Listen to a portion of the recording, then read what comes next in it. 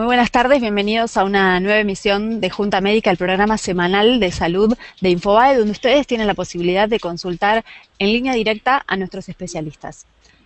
Según la Organización Mundial de la Salud, el ataque cerebrovascular es la primera causa de discapacidad en el mundo y la segunda causa de muerte. En la Argentina, cada 4 minutos una persona sufre un ACV. Para hablar sobre cuáles son las causas, cómo puede prevenirse y en qué consiste la rehabilitación, hoy convocamos al doctor Conrado Stoll, quien es neurólogo, especialista en enfermedad cerebrovascular, y a la licenciada Daniela Segman, neurolingüista del Departamento de Lenguaje de INECO. Durante los próximos minutos esperamos sus consultas. Hola, buenas tardes, doctores, ¿cómo están?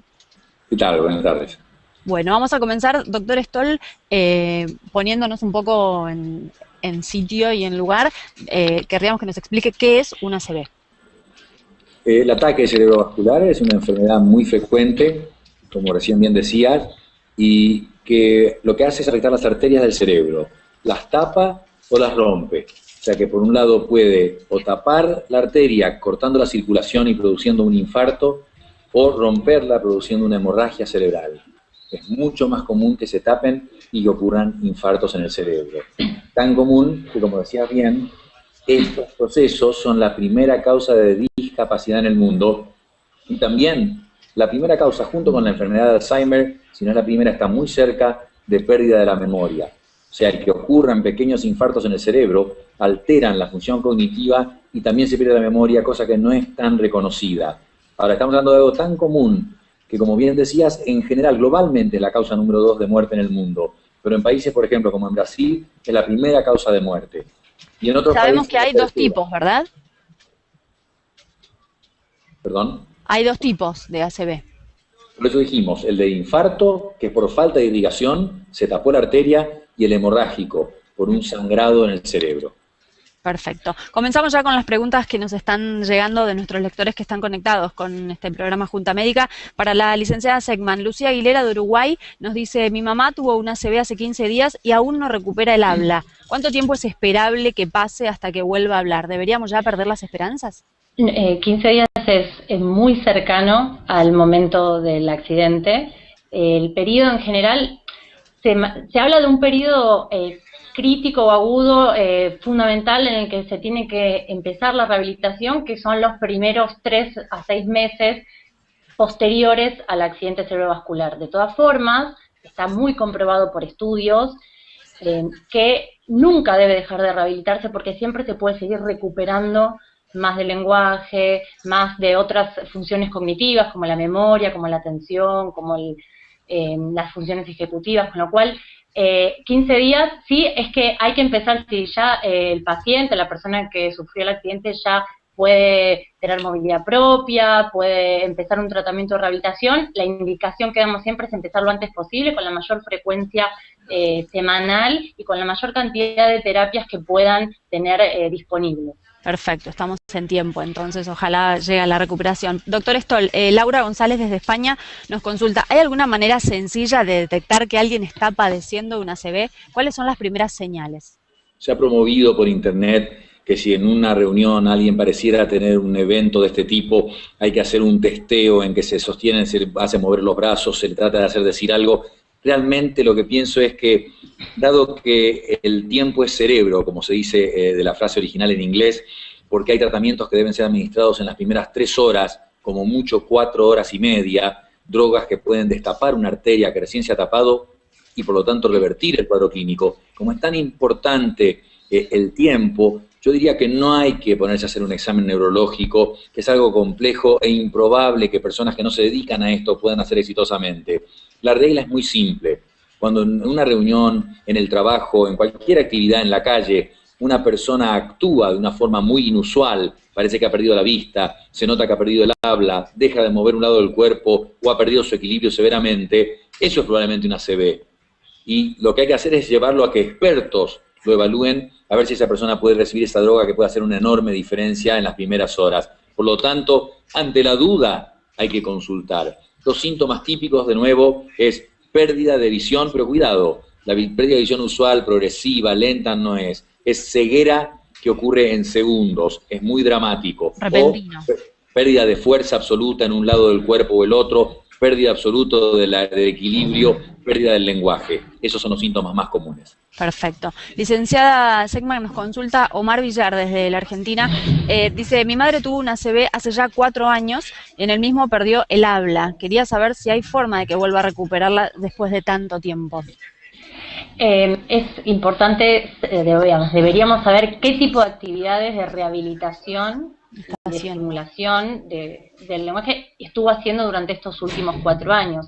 Si estuvo haciendo y fue avanzando, aunque haya avanzado muy, muy, muy poquito, si se sigue haciendo tratamiento, siempre debemos y podemos esperar nuevos resultados. Por más pequeños que parezcan para nosotros, para la persona que sufrió la ACV son inmensos. Cualquier palabra nueva que pueda ir diciendo, cualquier nueva forma de comunicación que pueda ir recuperando, eso siempre va a ser bueno y necesario. De todas formas, si nunca hizo ningún tratamiento, es verdad que es mucho más complicado, es mucho más arduo para el paciente y también para la familia iniciar un tratamiento desde 0, 4 años después de haber sufrido el accidente cerebrovascular. Pero de todas formas, hay que hacerlo. O sea, insistimos en que la rehabilitación, siempre que se pueda hacer, hay que iniciarla. Entiendo. Doctor, Stoll, nos llega otra consulta desde Perú. Carmen Vargas nos dice, ¿es importante el tiempo que pase desde la aparición de los síntomas hasta la atención para disminuir la posibilidad de secuelas irreversibles? Sí, en todos los casos. En el caso de una hemorragia hay métodos, y estamos hablando de cosas muy recientes, que se pueden implementar en una unidad, sobre todo si es especializada en el tema, en que se puede disminuir el crecimiento del hematoma en el cerebro, se puede frenar el resangrado, prevenir el resangrado que generalmente ocurre cuando ha ocurrido una hemorragia en el cerebro, o si ya hay un aumento de la presión por la sangre que se acumula, disminuir la presión en el cerebro. En el caso de que se haya tapado una arteria, como hablábamos antes, en el año 1988 se hicieron los primeros estudios para definir si el TPA, una droga, podía abrir arterias recién tapadas. Y efectivamente se comprobó, se publicó en el 95 y actualmente se usa y está aprobado para su uso, el TPA que inyectado en la vena hasta las 4 horas y media después de un evento puede abrir la arteria y revertir los síntomas. Pero lo que hay que aclarar es que se puede hacer hasta 4 horas y media no quiere decir que uno espere 4 horas y media para inyectarlo, porque mientras antes se inyecta, mucho mayores las probabilidades de que esa arteria se pueda abrir. El coágulo está ubicado en la arteria, estamos hablando de coágulos de 2 milímetros de diámetro, y esta droga literalmente se come ese coágulo. Así que el tiempo que tarda la gente en llegar desde donde ocurre el evento hasta un sanatorio, clínica, hospital, donde tengan disponibilidad de esta droga, hace una diferencia enorme en las chances de recuperación. Perfecto. Doctora Segman, tengo 38 años y hace 5 tuve una ACV, del cual no había tenido secuelas, pero hace unos días noto cierta dificultad para pronunciar algunas letras. ¿Puede estar relacionado con el episodio de hace 5 años? Habría que situar el contexto primero de esa dificultad para pronunciar algunas letras. La verdad es que 5 años después que aparezca una dificultad tan específica y tan, podemos decir, hasta superficial, porque tiene que ver con la pronunciación de algunos sonidos puntuales y no con algo relacionado más con la estructura del lenguaje. Yo no puedo acá por el chat definir si se debe al ACV o no, pero descartaría otras posibles razones de esa dificultad puntual del lenguaje en este momento. Perfecto. Doctor, una consulta que nos llega de Marcela Bravo, desde aquí de la Argentina. Dice, hace 9 meses una gran amiga sufrió una ACV, su lado izquierdo quedó totalmente paralizado, pierna, brazo y parte de sus facciones de la cara, vista afectada y también un poco la memoria. Recibe un tratamiento intenso con kinesiología, pero no puede caminar ni mover su brazo izquierdo aún. Estuvo más de 4 horas sin asistencia, ya que vive sola y ese fue el lapso hasta que la encontraron. Y lo que pregunta es posible, a pesar del tiempo transcurrido y los meses de terapia, volver a tener cierta movilidad en su pierna y brazo izquierdo como para caminar? La debilidad cuando ocurre se comporta distinto que el lenguaje. Como decía la licenciada muy bien, una persona pierde el lenguaje y puede pasar que hasta meses después de ocurrido el ataque cerebrovascular pueda recuperar, y siempre ayuda muchísimo la rehabilitación, pueda recuperar significativamente la capacidad de fluidez de palabra, de comprensión, dependiendo del tipo de problema de lenguaje que tenga. Ahora, la debilidad es un problema porque cuando vemos un paciente, no digamos en 2 horas, pero si un paciente a las 24 horas, a las 48, a las 70 horas de un ataque cerebrovascular tiene parálisis de un lado del cuerpo, probablemente esa parálisis no se recupere significativamente con el tiempo. Pero, y el pero es fundamental, aunque tenga una parálisis, la rehabilitación es crítica, que se haga la rehabilitación adecuada en cuanto a la calidad y a la cantidad. Calidad tiene que ser rehabilitación neurológica, no rehabilitación kinesiológica de la que se usa para el reemplazo de cadera, etcétera. Esto es lo que se llama el neurodesarrollo, con terapista ocupacional y terapista física, y con una cantidad de veces por semana suficiente, que son por lo menos 3. Lo que va a pasar entonces es, la fuerza va a volver lo que las neuronas puedan recuperar naturalmente, pero lo importante es que con el mismo déficit, con la misma parálisis, la persona que hace rehabilitación neurológica adecuada adquiere una mucho mayor funcionalidad y capacidad de hacer cosas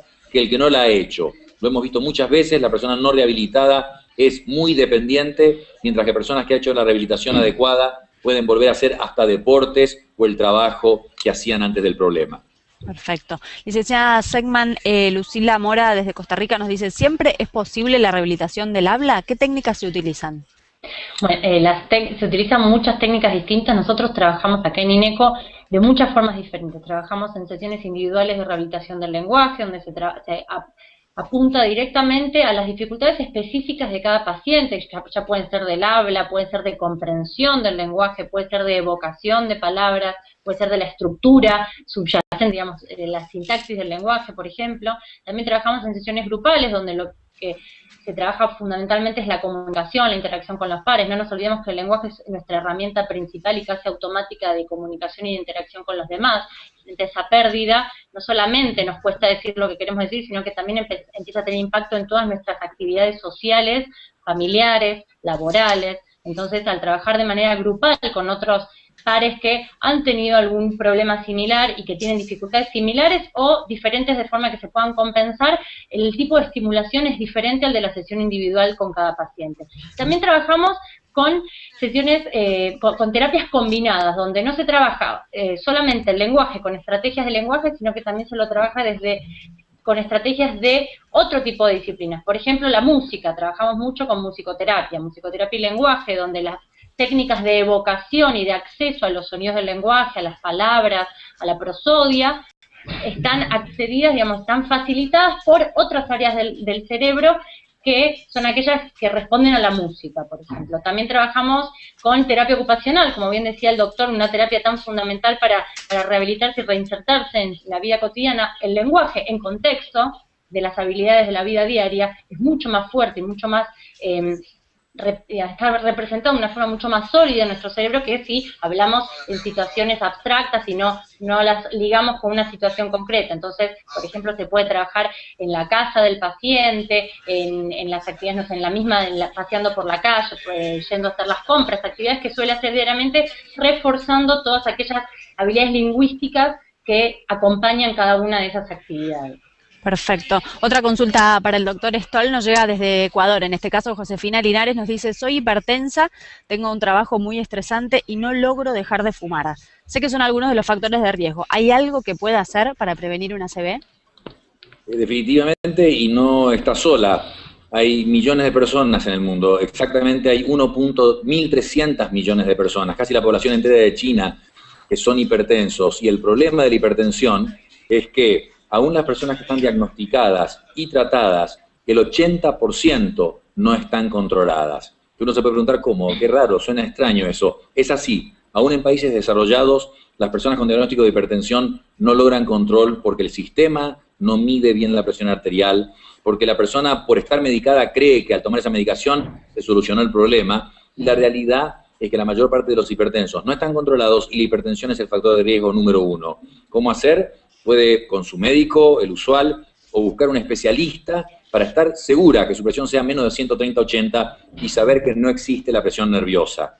La presión, lo que mucha gente justifica y dice, no, pero mi presión se aumenta porque es nerviosa. No importa que se aumente por nervios.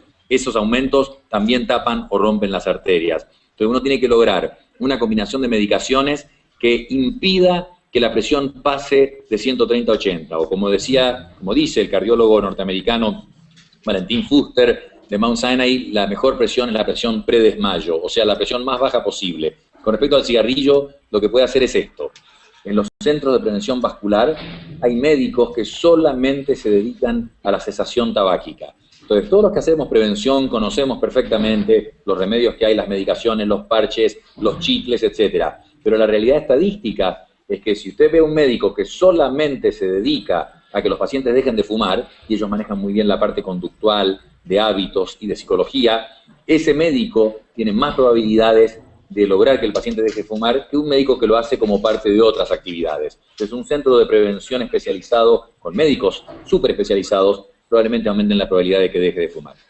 Doctor, seguimos con usted. Está en un punto relacionado con la consulta anterior. Juan Pablo, desde Colombia, nos dice: ¿el ejercicio físico y la vida sana ayuda a prevenir este tipo de ataques? ¿Qué tipo de actividad física es recomendable a la hora de prevenir una ACV?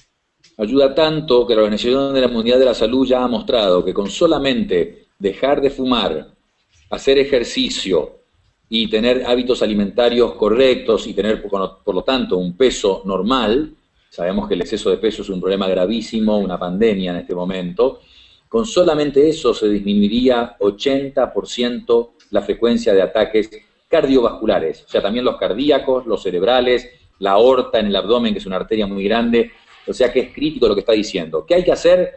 La organización o la Asociación Norteamericana del Corazón, la American Heart Association, que hace mucha investigación en esto, ha mostrado data que sugiere que 30 minutos, 5 a 7 días por semana, casi todos los días, 5 minutos de ejercicio intenso. Intenso quiere decir que la frecuencia cardíaca realmente aumente, y si la basal es 60 o 70, se calcula para cada persona y un médico lo va a poder aconsejar, pero tiene que llegar a 100, 120. O sea, si uno camina relajadamente y la frecuencia cardíaca no aumenta, probablemente eso no cuente como ejercicio. Pero con 30 minutos se logra el mayor beneficio. De hecho, los datos científicos muestran que los segundos 30 minutos prolongan la vida en un tiempo equivalente al tiempo que uno usó haciendo el ejercicio, o sea, casi se neutraliza. Y los terceros 30 minutos ya tienen un valor positivo un poquito más dudoso. 30 minutos intensos todos los días es el ejercicio fundamental. Y una idea, y por eso el código de urbanización en Nueva York, por ejemplo, está cambiando, para que la gente acceda más a las escaleras. El que no se anota en un gimnasio, el que no puede hacerlo, subir y bajar escaleras todos los días, es una forma de hacer ejercicio, caminar es fundamental, y la tendencia mundial a tener bicisendas en las ciudades no es solamente por un problema de contaminación ambiental, de tráfico, etcétera, es también por el ejercicio que se hace usando bicicletas. Perfecto. Esta pregunta puede ir para los dos. Comenzamos con la licenciada Segman. ¿Cuánto influye, nos la hace Soledad Randes desde México, cuánto influye la edad de quien sufre un ACV con las expectativas de recuperación? Por ejemplo, Daniela, en cuanto al habla. Influye, lógicamente, cuanto más joven es la persona que sufrió el ACV, más cambios, digamos, mayores cambios en menor tiempo se van a ver, que no quiere decir que si una persona de avanzada edad no pueda tener una buena rehabilitación, no pueda rehabilitar muchísimas de sus funciones cognitivas y muchísimos aspectos de su lenguaje, pero sí se sabe, como en un montón de otras partes de la rehabilitación, que cuanto más joven la persona, las redes neuronales que involucradas en el lenguaje están mucho más activas, están más conectadas, con lo cual será mayor la expectativa de recuperación en cuanto a rapidez y a cantidad de logros o de recuperación en relación al tiempo. De todas formas, cuanto más grande sea la persona, igualmente hay que seguir haciendo rehabilitación. Eso no tiene que ser un factor de decisión en contra de eso. Doctor Stoll, la misma pregunta, y le sumo otra consulta que nos llega desde Chile. La ACV, ¿qué riesgo hay de que se repita? O sea, vamos por partes. La pregunta que había quedado anterior es cuánto influye la edad de quien lo padece en cuanto a las expectativas de recuperación y qué riesgo o qué posibilidades hay de que el evento se repita. Definitivamente una persona joven tiene más capacidad de recuperación por razones que son hasta intuitivas. Hemos tenido pacientes de 15, 18 años con infartos cerebrales grandes e importantes que han vuelto a jugar al tenis, con limitaciones, por supuesto, pero a hacer algo que uno no esperaría en una persona de 80 años. Pero factores que yo agregaría es, uno, no digamos envejecimiento, no es la palabra, pero el que la población está creciendo en edad y ya hay estadísticas incluso de centagenarios. Entonces, no tenemos que pensar solamente en edad y pensar en 60, 70, 80. Hay gente con 90 y ya 100 años que pueden tener eventos cerebrovasculares y realmente mientras mayor la edad y sobre todo en esas décadas, la persona es más frágil en general. Pero hay que enfatizar, todos tienen que hacer rehabilitación. La rehabilitación nunca hay un momento demasiado temprano para empezarla. De hecho, nosotros la empezamos en terapia intensiva, con kinesiología y a veces con la parte de lenguaje y de inclusión, sin duda. Y también depende de qué tipo de ACV. Hemorrágico o por taponamiento arterial tiene efectos distintos y consecuencias distintas, y la mayor diferencia es, cuando son profundos, lo que se llaman infartos lacunares, pueden dar una hemiplegia severa, pero esa hemiplegia, al estar intacta la parte cortical, intelectual de la persona tiene mucha más capacidad para recuperarla. Cuando la misma hemiplegia la tiene una persona como uno de los pacientes que nos contaron antes, en que se ha alterado la memoria, o se altera lo que la licenciada trata, se altera el lenguaje, lo que se llaman las funciones corticales superiores, el tener las funciones corticales alteradas, lenguaje, orientación, memoria, eso ya es predictivo de que la recuperación va a ser más difícil, porque al paciente le va a costar mucho más colaborar con las instrucciones que le dan. Eso con respecto a la rehabilitación. Con respecto a repetirse, han hecho una pregunta fundamental. El problema de la enfermedad vascular, sea el infarto en el corazón, sea el de cerebro, es la repetición. Tienden a repetirse, tanto que si uno dice, ¿cuál es el factor de riesgo más importante para sufrir un infarto, en el cerebro o en el corazón? ¿El cigarrillo? ¿El colesterol? ¿La presión? ¿La diabetes? No es ninguno de esos. El mayor riesgo para sufrir un infarto es haber sufrido un infarto.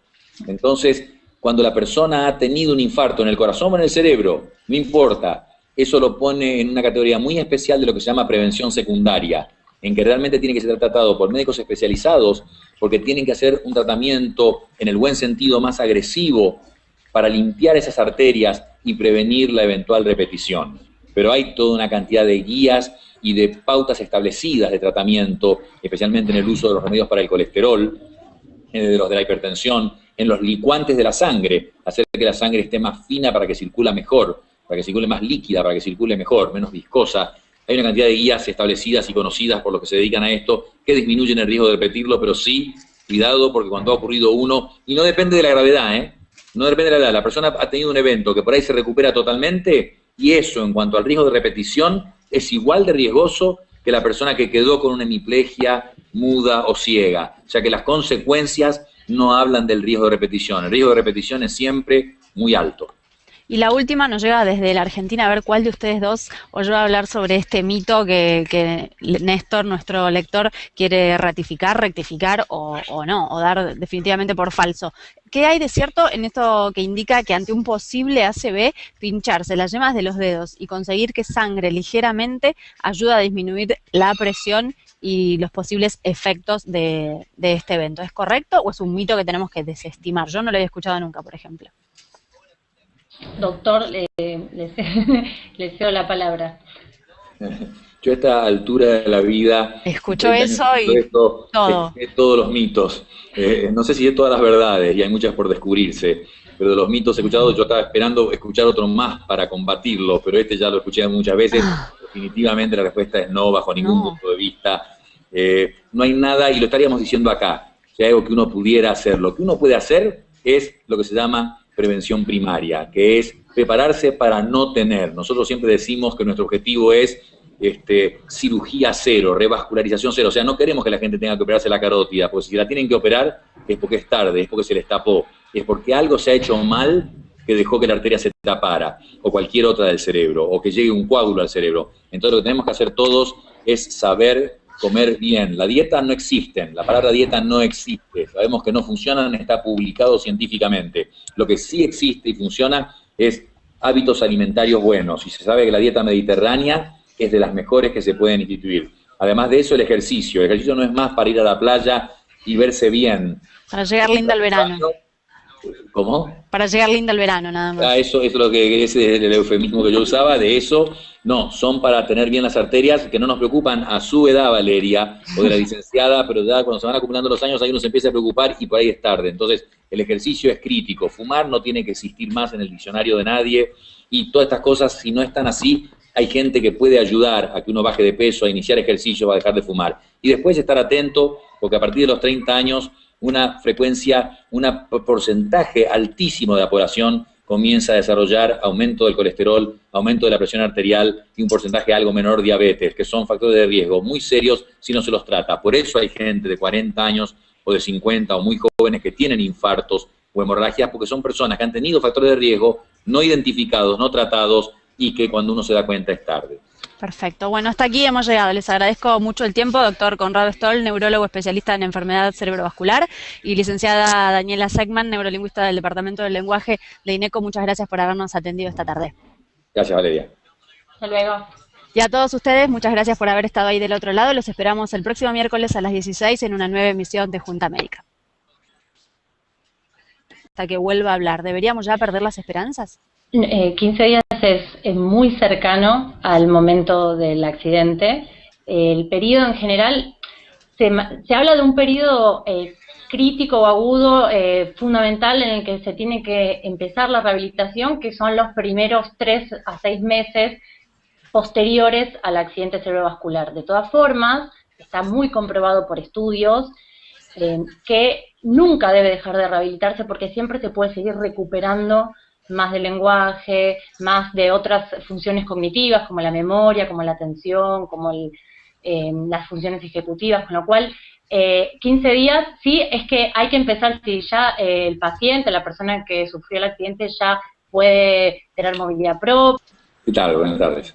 Bueno, vamos a comenzar, doctor Stoll, poniéndonos un poco en sitio y en lugar. Querríamos que nos explique qué es un ACV. El ataque cerebrovascular es una enfermedad muy frecuente, como recién bien decías, y que lo que hace es afectar las arterias del cerebro.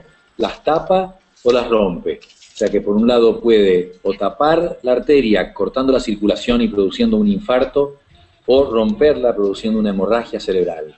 Es mucho más común que se tapen y que ocurran infartos en el cerebro.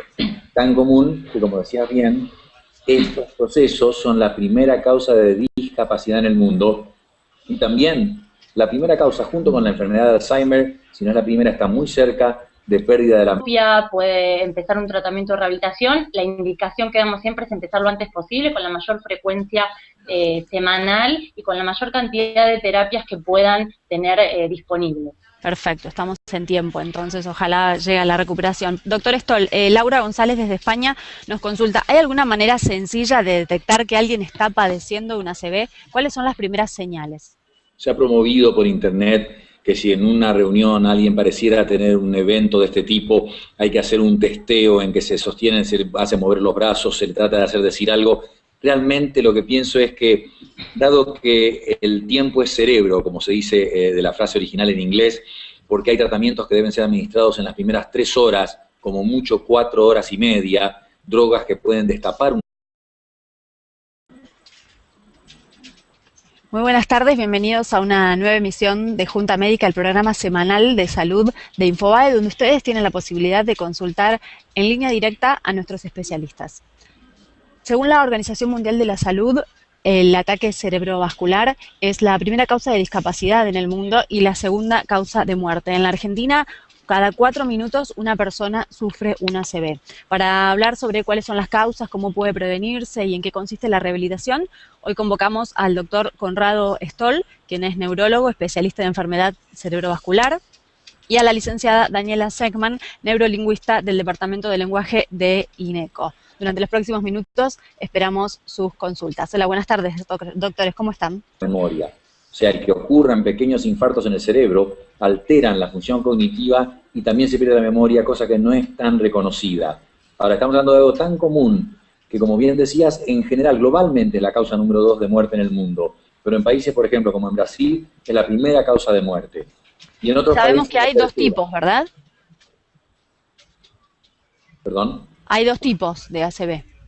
Por eso dijimos, el de infarto, que por falta de irrigación se tapó la arteria, y el hemorrágico, por un sangrado en el cerebro. Perfecto. Comenzamos ya con las preguntas que nos están llegando de nuestros lectores que están conectados con este programa Junta Médica. Para la licenciada Segman, Lucía Aguilera de Uruguay nos dice, mi mamá tuvo una ACV hace 15 días y aún no recupera el habla. ¿Cuánto tiempo es esperable que pase hasta